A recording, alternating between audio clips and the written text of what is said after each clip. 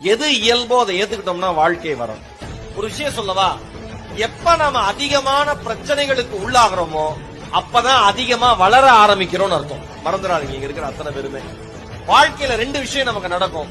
மனுஷங்க தான் நம்மளை ஏமாத்துவாங்க, மனுஷங்க தான் நம்மளை காப்பாத்துவாங்க. ரெண்டு கேட்டகரி தான் உலகத்துல மக்களே. சிலர் ஸ்டேட்டஸ்ங்கிற ஒரு வார்த்தை எவ்வளவு நல்ல வார்த்தை, என்ன ஸ்டேட்டஸ்ல இருக்கான் பாரியா இல்ல.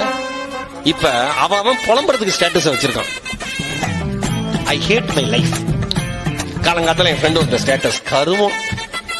இத பார்த்து நான் எப்படி என் பொழப்பு உருப்பிடுனா அவனுக்கு அவனை இனிமேல் இந்த மாதிரி ஸ்டேட்டஸ் போட்டீங்கன்னா ஒரு நம்பரை பிளாக் பண்ணிடுறேன்னு அவன் சொல்றான். கோச்சுக்கிறான். என்ன நீ என்னுடைய உணர்வை புரிஞ்சுக்க மாட்டேங்கிற?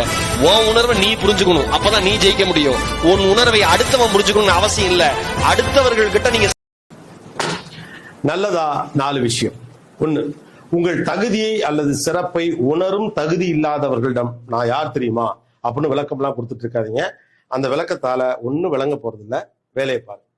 2, சொந்தக்காரன் என்ன நினைச்சா நமக்கு என்னன்னு பெரியவங்களுக்கு அட்வைஸ் பண்ற நாம தான் யாரோ ஒருத்தர் போடுற கமெண்ட்டுக்கெல்லாம் அப்செட் ஆகி முகத்தை தூக்கி வச்சுக்கிட்டு கவலையோட உட்கார்ந்துருக்கோம். சரினா எடுத்துக்கங்க, இல்லைன்னா இயல்பா கடந்து போங்க. இதுக்காகலாம் டயத்தை வேஸ்ட் பண்ணாது. 3, அவர் பெரிய ஆளு, பணக்காரரு, அதனால அவருடைய குட் புக்ஸ்ல இருக்கணும் அப்படின்னு என்னென்னவோ ட்ரை பண்றோம். ஆனா அதை விட ரொம்ப முக்கியமானது உங்கள் அன்புக்குரியவர்களுடைய நம்பிக்கையை பெறுவதுதான்.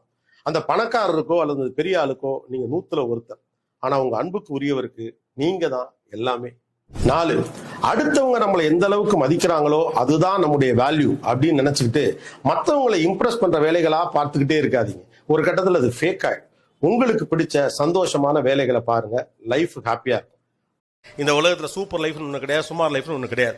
அவன் லைஃப் அவனுக்கு சூப்பர், அவ்வளவுதான். வாச்சதுதான் பொண்டாட்டி, வாச்சதுதான் புருஷன். பிள்ளை சரியில்லை, கணவர் சரியில்லை, மனைவி சரியில்லை, எனக்கு சொத்து சுகம் இல்லை, எனக்கு வாழ்க்கையில ஒண்ணுமே இல்லை, எல்லாம்